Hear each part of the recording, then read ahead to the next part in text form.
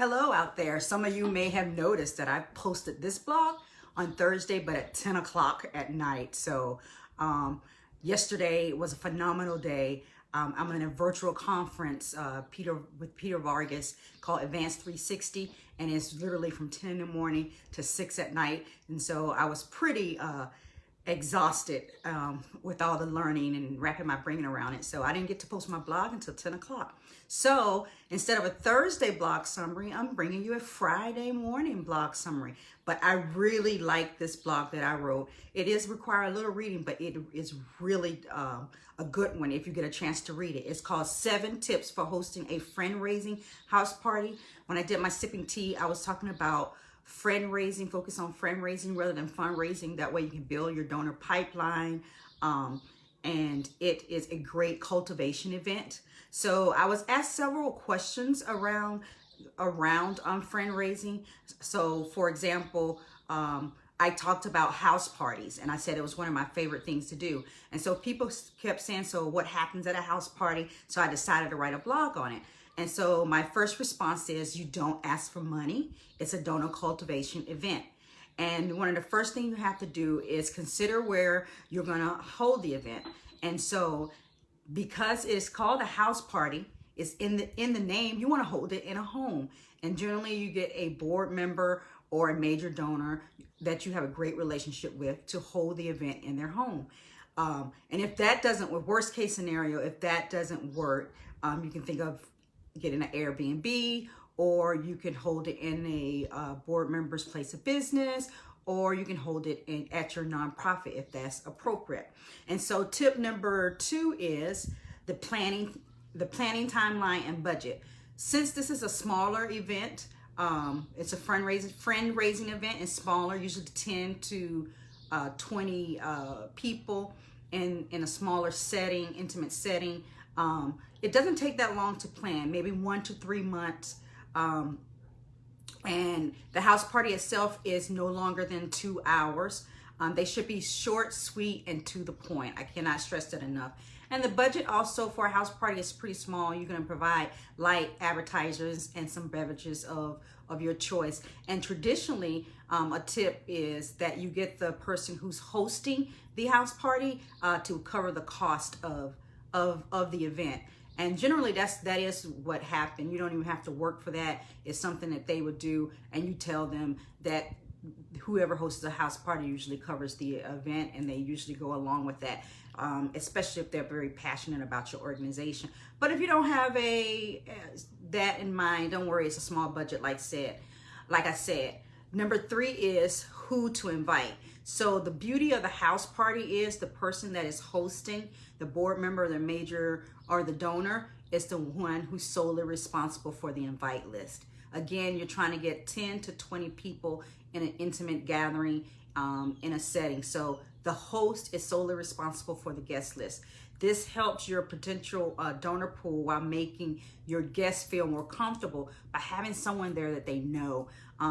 Even if your event is not hosted at the donor or board member's house, the board is still responsible for the invite list.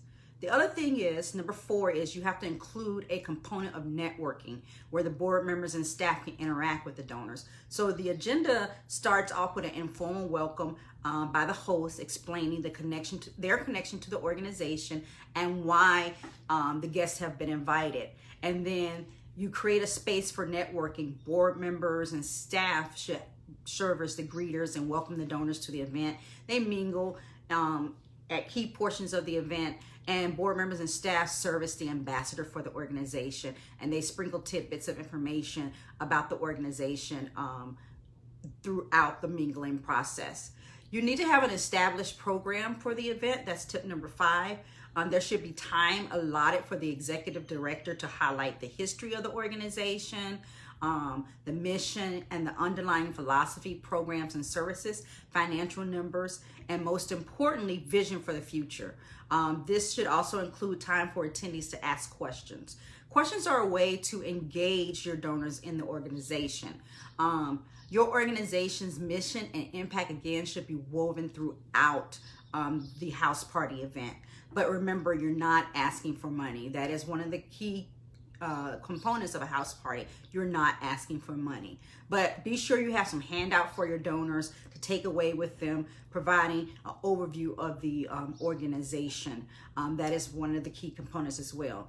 The most important part of the event should be a moving testimonial. I cannot stress this enough. You have to have that emotional connection, and that testimonial could be a video highlighting a certain client, or it could be a client in person themselves giving a testimonial. It is up to you and your nonprofit and what is best, and you know what is best, but you cannot skip this part. You have to have that emotional connection for the donor.